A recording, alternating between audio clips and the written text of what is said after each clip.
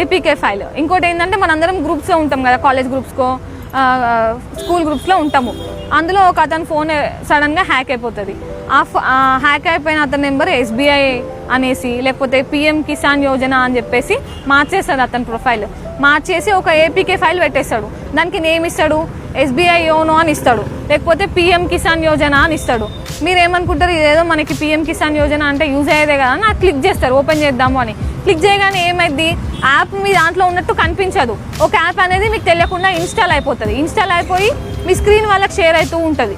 వాళ్ళు ఏం చేస్తారు, మీ స్క్రీన్ని మెల్లగా అబ్జర్వ్ చేస్తూ ఉంటారు. మీరు UPI వాడినప్పుడు మీ పాస్వర్డ్స్ అన్ని జమ చేసుకోవడము, ఇంటర్నెట్ బ్యాంకింగ్లో లాగిన్ అయినప్పుడు మీ పాస్వర్డ్స్ అన్ని వాళ్ళ దగ్గర పెట్టుకోవడం చేస్తారు.